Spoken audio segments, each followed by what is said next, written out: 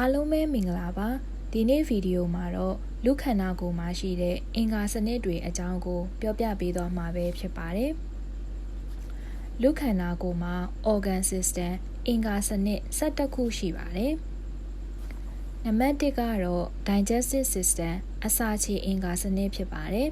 လုပ်ဆောင်ချက်ကတော့အစာကိုခြေဖြတ်ပြီးအာဟာရစုပ်ယူခြင်းအညစ်အကြေးစွန့်ထုတ်ခြင်းတို့ဖြစ်ပါတယ်ပါဝင်တဲ့အဓိကအင်္ဂါတွေကတော့ပါးစပ်အစာအိမ်ဦးအသည်းတို့ပဲဖြစ်ပါတယ်နံပါတ်2ကတော့ muscular system ကြွက်သားစနစ်ဖြစ်ပါတယ်လုပ်ဆောင်ချက်ကတော့တုံ့ပြန်မှုလှုပ်ရှားမှုတို့မှာအဓိကပါဝင်ပါတယ် muscular system မှာအမျိုးအစား3ခုခွဲခြားနိုင်ပါတယ် skeletal muscle smooth muscle နဲ့ cardiac muscle နှလုံးကြွက်သားတို့ပဲဖြစ်ပါတယ်နံပါတ်3ကတော့ integumentary system အရေပြားစနစ်ဖြစ်ပါတယ်လုပ်ဆောင်ချက်ကတော့ခန္ဓာကိုယ်ကိုဖုံးအုပ်ကာကွယ်ခြင်းအာရုံခံခြင်းတို့မှာပါဝင်ပါတယ်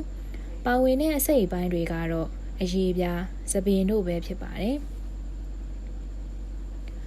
နံပါတ်4ကတော့ lymphatic system ပြန်ရည်ကြောစနစ်ဖြစ်ပါတယ်လုပ်ဆောင်ချက်ကတော့ကိုယ်ခံအားကိုကူညီတည်ဆောက်ပေးတဲ့နေရာမှာပါဝင်ပါတယ်ပါဝင်တဲ့အစိတ်အပိုင်းတွေကတော့lymph vessel, lymph node နဲ့တရက်ရွက်လို့ခေါ်တဲ့ spleen တို့ပဲဖြစ်ပါတယ်။နံပါတ်5ကတော့ endocrine system ဟော်မုန်းစနစ်ဖြစ်ပါတယ်။လုပ်ဆောင်ချက်ကတော့ဟော်မုန်းထုတ်ပေးခြင်းပဲဖြစ်ပါတယ်။ endocrine system မှာဟော်မုန်းထုတ်ပေးတဲ့အရာတွေကို gland လို့ခေါ်ပါတယ်။ပါဝင်တဲ့ gland တွေကတော့ pituitary gland, thyroid gland နဲ့မုတ်ချိုအိတ်လို့ခေါ်တဲ့ pancreas တို့ပဲဖြစ်ပါတယ်။နံပါတ်6ကတော့ nervous system အာယုံကြောစနစ်ဖြစ်ပါတယ်။လုပ်ဆောင်ချက်ကတော့အာယုံခံခြင်းတုံ့ပြန်ခြင်းတို့ပဲဖြစ်ပါတယ်။ပါဝင်တဲ့အဓိကအင်္ဂါတွေကတော့အုံနောက်အာယုံကြောတို့ပဲဖြစ်ပါတယ်။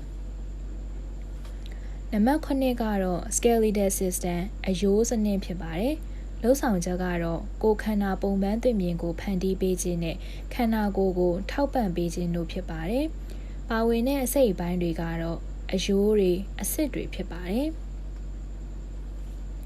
နံပါတ်8ကတော့ reproductive system မျိုးပွားအင်္ဂါစနစ်ဖြစ်ပါတယ်လုပ်ဆောင်ချက်ကတော့မျိုးဆက်ပွားခြင်းဖြစ်ပါတယ်ပါဝင်တဲ့အဓိကအင်္ဂါတွေကတော့ယောက်ျားမျိုးပွားအင်္ဂါမိန်းမမျိုးပွားအင်္ဂါတို့ပဲဖြစ်ပါတယ်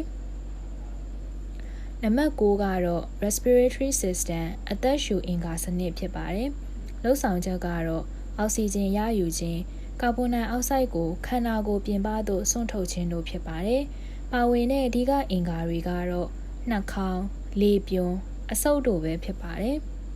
။နံပါတ်10ကတော့ urinary system စီးလမ်းကြောင်းအင်္ဂါစနစ်ဖြစ်ပါတယ်။လုပ်ဆောင်ချက်ကတော့ခန္ဓာကိုယ်အတွင်းမှာရှိတဲ့အညစ်အကြေးတွေကိုဖယ်ရှားပေးခြင်းသွေးပေါင်ခြင်းထိန်းညှိပေးခြင်းတို့မှာပါဝင်ပါတယ်။ပါဝင်တဲ့အဓိကအင်္ဂါတွေကတော့ကျောက်ကပ် C8 တို့ပဲဖြစ်ပါတယ်။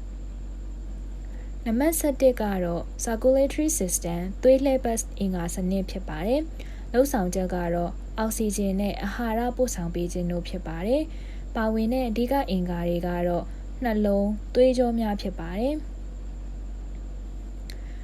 ဒီနေ့ဗီဒီယိုလေးမှာတော့လူခန္ဓာကိုယ်အတွင်းမှာရှိတဲ့အင်္ဂါစနစ်11ခုအကြောင်းကိုပြောပြပေးသွားတာပဲဖြစ်ပါတယ်။ digestive system, muscular system, integumentary system lymphatic system, endocrine system, nervous system, skeletal system, reproductive system, respiratory system, urinary system, circulatory system တို့ပဲဖြစ်ပါတယ်။နောက်ထပ်ဘယ်လိုအကြောင်းအရာတွေကိုသိချင်ကြလဲဆိုတာ comment ရေးပေးသွားလို့ရပါတယ်။ဒီနေ့ဗီဒီယိုလေးကိုသဘောကျတယ်ဆိုရင် like and subscribe လေးလည်းလုပ်ပေးပါဦးနော်။အားလုံးကိုကျေးဇူးအများကြီးတင်ပါတယ်။